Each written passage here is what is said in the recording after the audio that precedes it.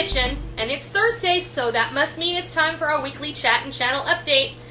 I'm just going to go on. Before I do anything, I have to give a shout out.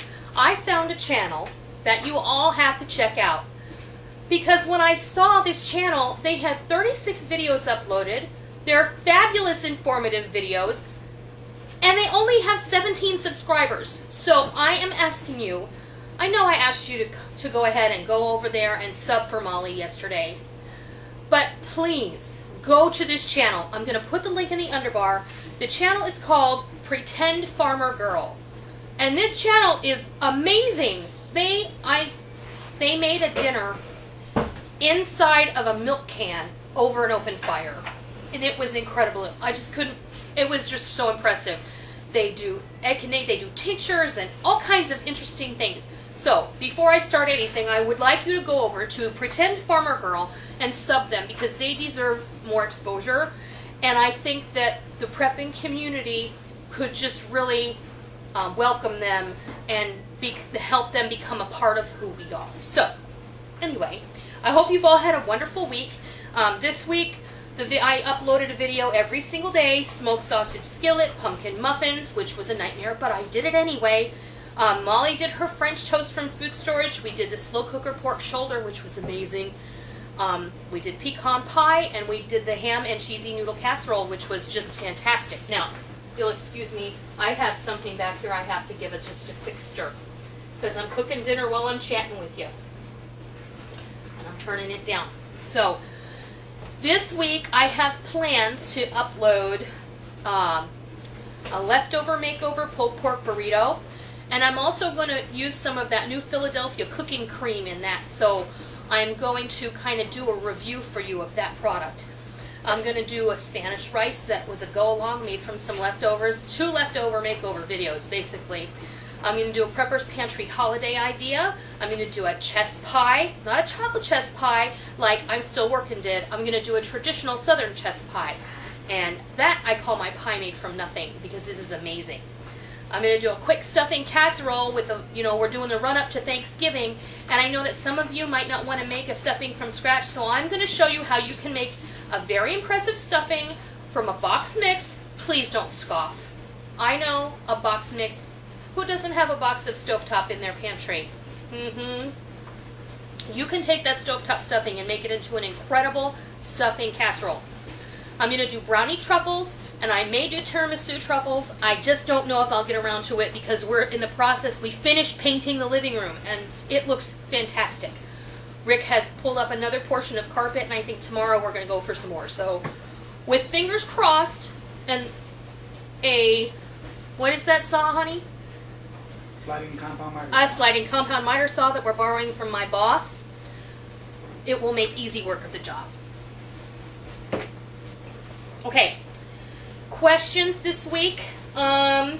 This question is in 2 parts, and it was posted on the pulled pork video, and it comes from Strigilives, S-T-R-I-G-I-L-I-V-E-S. And it says, I'm getting old because I have to take my glasses off to read. It says, well, let's see, that's really small. Now I have to put them back on. It says, what are your thoughts on MSG? I often hear you balk at high fructose corn syrup, but then I see you use a wide variety of cheap ingredients that I'm sure, in parents, and I checked this one out, include monosodium glutamate. Although the governments have widely dissented that MSG is a health concern, the same can be said for high fructose corn syrup. So why the disparity? I'm not being aggressive. I love your vids, and I'm just asking your opinion. Thanks. And then he goes on to say, oh snap, and then I saw liquid smoke on your table after my last comment. While MSG and HFCS are questioned, liquid smoke has been determined to contain toxins, albeit in small but safe doses. With that said, over-ingestion of either substance can be detrimental to health. So again, I ask why the disparity, just curious. Well, here's your answer. I do everything possible to read labels when I purchase things. I don't know what you're referring to with regard to the MSG, but nothing that I put in my pulled pork had MSG in it because I did not use the onion soup mix in my pulled pork. And my chicken broth did not have MSG in it either. I read labels. I am very, very vigilant about reading labels. When I can, I try and avoid HFCS and MSG. With regard to the liquid smoke, I have never used liquid smoke before in my entire life. That half a teaspoon that I sprinkled on that gigantic piece of meat, I hardly think is going to be a problem. I really think all things in moderation is a rule. I think you should absolutely be aware of what you are eating and what you are purchasing and what you are supporting and what you're putting in your body. But there are a lot of things you can't avoid. Let's face it, monosodium glutamate is not the only name that they use for MSG. If you have something that says yeast extract or modified food starch, those are code words for MSG. There's a whole slew. They can hide MSG in anything. I don't have an issue with MSG. It doesn't bother me. So it's just one of those things. I think that you need to be extremely aware of what you're doing. You need to read the label. And unfortunately, we just have to get over it and move on. So we do our best, and that's all we can do. So moving on, with regard to the pecan pie recipe. Someone asked me, can you use honey instead of corn syrup? And the answer is yes, you can. Absolutely, you can use honey. However, in the pecan pie recipe, I called for a cup of sugar and a cup of corn syrup. Now, I would also like to point out that Karo corn syrup no longer contains high fructose corn syrup. It is just plain corn syrup. Now, that being said, I understand that corn syrup still comes from GMO corn. However, you can't make peanut brittle or divinity without using a little bit of corn syrup. And if we're only using it every now and then, maybe once or twice a year, and you're only consuming a little bit, I really think that we can forgive ourselves from time to time and use those ingredients. Because corn syrup is essential in making candy, because it helps the mixture to not crystallize, and it really does make life easier when you're trying to come to a hard crack with a candy recipe. And with respect to the pecan pie, it helps the custard set more quickly. But you can use honey. Don't use a cup of sugar and a cup of corn syrup. Use no corn syrup and use no sugar and use a cup and a half of honey along with the eggs and everything else. Everything else stays the same. You just replace the sugar and corn syrup with 1.5 cups of honey, and you'll be good to go. And your pecan pie is going to be a golden brown instead of a dark brown. So there's that question. And you know what? I guess when I did that video, I didn't realize I didn't happen to mention the temperature I baked that at. 350 degrees, standard moderate oven. And then the other last question on that was, someone asked, more than one person actually asked, can I just use chopped pecans instead of the pecan halves? Yes, use what you have. You don't have to use pecans. You can use walnuts in that pie, and it's fantastic. So, I hope that answers those questions. Moving on to an article that I saw earlier in the week on Yahoo Finance, and it was called How to Tell Deals from Duds at the Dollar Store. Now, I know we all like to go to the dollar store, and it's true, there are a lot of things at the dollar store that are really worth going to the dollar store for, like gift bags and holiday decorations and candy. We love to go to the dollar store for movie candy, right? And I like to go there for like measuring cups and measuring spoons and little kitchen gadgety things that maybe I am going to go through really fast or whatever. I also like to go there for certain cleaning items that are very inexpensive to get there. So this is just a really interesting article, and there are 10 things on here, things that are a deal in their opinion and are not. The no deals include batteries, and I agree, dollar store batteries, not a good idea. Because they're usually off or they're past age, and they're really odd lots or overstocks from other stores, and they're past their good use-by date. So they just repackage those and send them to the dollar store. You are not getting a deal when you buy dollar batteries. Domestic fire products like lighters, torches, barbecue makers, etc., it says, and outdoor candles. Never buy them from the dollar store. If you do, you might find your house up in flames. And one good example is over this summer recently, they had these oil torches that were being sold nationwide. Well, it turns out that those things were just nothing more than giant arson makers. So you want to really be careful with those. Groceries. Now this is my beef. I am so picky about things at the dollar store. I have bought spices there But when I go to the dollar store and 99% of the food at the dollar store says on the label a product of Thailand or a product of Japan or a product of China or a product of Turkey, no. What you have to understand is that those countries do not have the same standard of food production as the United States does. You could be getting a real bad deal. And I'm not just talking about the price. I'm talking about the effects that it could have on you or your family if you consume those items. So, you know, caveat emptor, which means the buyer, let the buyer beware. You know, you just need to be careful, read the labels. Now, I used to buy the Gosner milk at the dollar store. You can't get it there anymore because their price point changed. So, you know, read your label, made in the United States. When it says distributed by XYZ, that doesn't mean it's made here. It means that's where the warehouse is. That's where the company who is selling the product to the store is. It doesn't mean it's made here. And I keep turning around and stirring, so I apologize for that. But it's just like you were in my kitchen, because if my mom were sitting in my kitchen, I would be doing this very thing.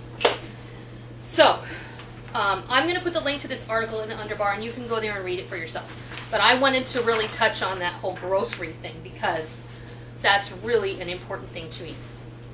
Okay, one last thing that I want to touch on, well, maybe two, before we go to our little story time, and I have a really neat selection this week. Thanksgiving is 1 week from today. So, I purchased a 23-pound turkey. It is in my freezer, in my shed, my extra freezer, my extra side-by-side refrigerator freezer. If you have a large bird that you're planning on thawing out, please put it in your refrigerator section of your extra fridge this weekend sometime. I think that we need to do it today or tomorrow and leave it in the fridge and allow it to thaw slowly. Now, that being said, come Monday or Tuesday, I am going to put it in my sink during the day, and I'm going to put it back in the refrigerator overnight. I understand that's not what the government may recommend that you do, but I have been thawing turkeys for a long time, and I have never poisoned anyone of my family. If you do not have an extra refrigerator in which to thaw your turkey, you need to get out your beach cooler or your big picnic cooler, and you need to put your turkey in there, and you need to cover it with, put some water in the bottom and put some ice, and then make sure that you replenish the ice so it stays cool. The turkey will thaw, I promise you. But you need to keep it in the cooler. Otherwise, do not thaw your turkey in the bathtub. Do not thaw your turkey under hot water. And do not thaw your turkey in the dryer. Please don't. Was that on website? Yes, it was on New Girl, yeah. But do not thaw your turkey in the dryer. And you know what? I say that and we laugh about it, but frankly, I think that someone's probably tried that. Not a good idea. Not good for the dryer, not good for the turkey, not good for you. Okay, and then the other thing I'm going to say is this weekend, if you do not have one, please go and buy, oh, where are they? There they are. Please go and buy yourself an instant read thermometer. Okay? It comes in a little sheath. Because the only way to know your turkey is done is if you take its temperature. You take the turkey's temperature in the thickest part of the meat. You can take it in the thickest part of the breast, or you can take it in the thickest part of the thigh. However, if you buy a turkey and it has a pop-up timer indicator on it, pull it out when you're washing your turkey. Do not count on that pop-up timer to tell you when your turkey is done. They're crap. They won't work, and they lie. I promise you that they lie. I know from personal experience. They either pop too soon and you have raw turkey, or they pop too late and you're eating sawdust. You don't want that. Get the thermometer, throw away the pop-up timer, and when your turkey reaches 160 degrees internal temperature, take it out of the oven, tent it with foil, and allow it to rest for at least 30 minutes before you carve it. That way you're going to allow the juices to redistribute, and you're going to have the most beautiful, juicy, succulent turkey you have ever had in your life, I promise. And you can refer to my turkey roasting videos from last year. I will post the links below. Don't stuff your bird. When you put your stuffing in your bird, you're inviting bacteria to your Thanksgiving table, and no one likes bacteria because bacteria always brings along an uninvited friend called salmonella, who then also brings an uninvited friend called food poisoning. And you know what? There is nothing worse on Thanksgiving than having your family retching their guts out over the toilet bowl because salmonella came to visit. And I know that's a little graphic, but you know, I really don't think I can just drive that home too harshly. So, and then also because I am a girl and I do like to shop, but I do like deals. Black Friday is coming. And while I don't usually prescribe to the traditional commercialism of the holiday, Black Friday does put a little flutter in my heart because you can get some really great deals. Now, for those of you who don't know this website, it's bfads.net, blackfridayads.net. I've talked about this website. He gets the ads in advance and he scans them, and you can go there and you can look at all the ads. They have the JCPenney ad, they have the Walmart ad, they have the Target ad, they have all the ads for Black Friday and the Best Buy ad, etc., etc. And you can see what's on sale, you can plan, you can decide where you want to go. If you're looking for something specific and you're looking for a deal, then go there and pre-plan. That way you won't spend a lot of wasted time, and don't wait in line. You know what? Those dummies wait in line. If you cannot get it in the store, a lot of these places are extending their Black Friday sales all the way through Cyber Monday. So just stay home and get it online and have it delivered to your door and wrap it up and be done with it. Thank you so much. I asked you guys to go check out Molly's channel, and she looked at it just not too long ago and she saw that she had over 100 subscribers. Thank you so much. It is really appreciated, and I'm really excited because I got wheels turning in my head of things that I really want her to do. And I want her to consider trying. So, but it's her channel, and she's going to be in charge. And I was very proud of my daughter when she said that it was her goal to become a YouTube partner, and maybe that would help her earn some money on her own. So, you know what? Good for her. I think that's fantastic. Isn't she supposed to sing the song at 200 subscribers? Is Molly supposed to sing a song at 200 subscribers? I guess that would be up to Molly. I'm the one who sings the song. I'm the one who sings the songs. I had a couple of people write and ask me if I could tell them my Simple Gifting, my Etsy store, sorry. My Etsy store name is Simple Gifting. I will put a link below. I apologize. The last couple of times I talked about it, I forgot to put a link. I'll put a link below, and I invite you all to come. I'm going to be uploading a couple of new things. I'm going to be putting some of my canned jellies and jams and pickles on there. With the holiday coming up, if you don't do that for yourself, then I'm going to be putting some things on there, and I think I'm going to be making some pumpkin butter to throw up on there too. Every time I get to the end of that, I feel exhausted. It's story time. Okay, this week it comes from Robert Fulgham's book, Maybe, Maybe Not, and it's subtitled Second Thoughts from a Secret Life. This is his third book. I believe it was published in 1995, I believe. But here we go. Rick is going to like this. He has no idea. This is going to make him laugh. An article in the New York Times gave the price tag for a basic household toolkit. It suggested that the best buy was an all-in-one tool set, including a hammer, 5 pliers, 9 screwdrivers, 12 combination wrenches, 14 hex key wrenches, an adjustable wrench, a 40-piece socket set, a 7-piece nut driver set, a 10-foot measuring tape, a utility knife, a wire stripper, and a folding saw. All in an aluminum case, $149.95 plus tax. I'm just checking what's in my oven. Perfect. There was a time when I would have ordered 2 of these sets. There was a time when I thought tools made the man. There was a time when I thought if I couldn't actually own a hardware store, I'd at least like to live next door to one. That's the handyman dream. On the other hand, if I had all the right tools and all the right parts, the obligation to always use the right tools and employ the correct parts might be inhibiting. It surely would take the creative edge off common home repair. As a matter of fact, I already do have a great many of the right tools out in my garage somewhere, along with drawers full of proper parts. What I don't have is the time to make 10 trips out to the garage or sort through boxes and drawers. I begin to realize that these tools and parts are talismans, juju devices, to appease the household gods. Besides, it's cold and dark out there in the garage. But the real secret of efficient home repair is quite simple. Use what's handy when the need arises. I give you an example. At least half your basic home fix-it jobs call for a screwdriver. You don't really need to go out to the garage and spend 10 minutes looking for that $60 20-piece matching set of screwdrivers with 3 styles of magnetic tips.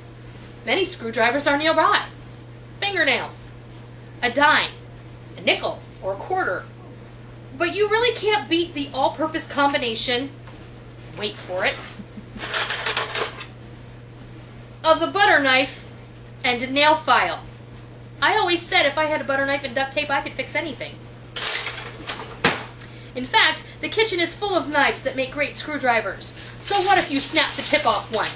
I'll tell you so what. No problem. You've got yourself an improved screwdriver, he says. Spoons also work quite nicely when the knives don't. Even folks will pry the cans off lids, though forks should be reserved for mixing paint. Oh, Lord. The point is, you have at hand all the screwdrivers you'll ever need right there in the kitchen. Need a lightweight saw? That's what a serrated bread knife is for. As for pliers, fingers, or fingers with a dish towel wrapped on the top of something that won't come off after you've pounded the edge of it with the handle of a butcher knife, tweezers and clothespins work as pliers for small jobs. But the best pliers are your own mouth. Your teeth, of course. Teeth. Just don't let your kids catch you. And while I'm mentioning body parts, let's talk about power tools. Knees, elbows, fists, and feet. A great many things can be fixed by kicking, pounding, shaking, or throwing. To cut and open things, there are, of course, all those knives in the kitchen, and the razor blades and manicure sets in the bathroom, which is a good place to use them because you are closer to the Band-Aids, which you will need sooner or later when you use sharp tools. Sandpaper? Emery boards work great. A cheese grater for the heavier projects, a nutmeg grater for finesse. Duct tape. Duct tape is a must. No home, office, marriage, or life should be without it. You can never have too much duct tape. Did you know it's even required for all NASA missions in space? Seriously. Just as basic are pencil and scratch pad. So you can leave a message for the repairman who comes when you have over-repaired something. As for miscellaneous parts, don't go to the hardware store, go to a garage sale. When some retired couple is selling out and moving to Florida, buy that drawer full of stuff that they have in their kitchen somewhere. The one full of 30 years worth of odds and ends. Most everything you'll ever need for home repair is in there. And a funny aside, Rick has done that on more than one occasion. Only it's not just drawers full. It's garages full, and boxes full, and bins full. And he comes home like a little kid, and he sorts through it all, and he spreads it out on the carport, on the concrete slab, and he goes, "Look what I got!" And he does, and he loves it. And then he stacks it all in the shed and forgets where he put it. You do! See, the truth is, at home, and in private, and in secret, we mostly make do. That's how we run our lives most of the time. We might as well accept that and feel good about it and get good at it. It's a matter of attitude, as summarized in these 9 rules from the Fulgham Guide to Being Handy Around the House. Number 1, try to work alone. An audience is rarely any help. Number 2, despite what you have been told by your mother, praying and cursing are both helpful in home repair, but only if you work alone. Number 3, work in the kitchen whenever you can. Many fine tools are there. It's warm and dry, and you are close to the refrigerator. Number 4, and this is why Rick will laugh. If it's electronic, get a new one, or consult a 12-year-old. Number 5, stay simple-minded. Plug it in, get a new battery, replace the bulb or the fuse, see if the tank is empty, try turning the on switch, or just paint over it. Number 6, always take credit for miracles. If you drop the alarm clock while taking it apart and it suddenly starts working, you have healed it. Number 7, if something looks level, it's level. Number 8, if at first you don't succeed, redefine success. Number 9, above all, if what you have done is stupid, but it works, it ain't stupid. And that's it. And I love that because for us, you and me and Rick and whoever you are out there watching me, how many times have we had to make do? We make do every single day. Rick is always being totally ingenious and thinking of things to do with other things or coming up with solutions for problems that we have. Not big ones, but little ones. I mean, that's the best. That's the way inventions are made and created and wonderful ideas are born. So, you know, please don't use your wife's sharp knives and do not break the tips off of them. Please stay away from your wife's good knives and stay away from your wife's kitchen shears. They are not to cut wire. That is my only caveat. If you have a good wife, she'll give you her old knives. If you have a good oh, I guess I'm not a good wife. Yeah, you give me your old Oh, knives. I gave you a whole set of old knives, didn't I? I did. I guess I'm pretty good. All right. So, don't stuff your turkey. Get a thermometer. Take your turkey out to thaw. If you have a turkey breast, don't take it out yet. Take it out on Monday. Keep it cold.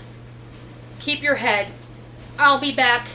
Oh, and I am considering doing a blog talk radio on Saturday, taking questions for Thanksgiving. But I'll give you more information if I decide to do it.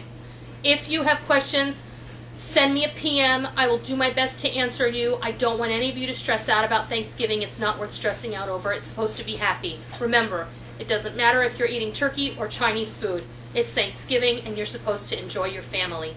Let's all be thankful for what we got as long as we got it. I'm thankful for you. I'm thankful for my family. And until next week, I'll see ya.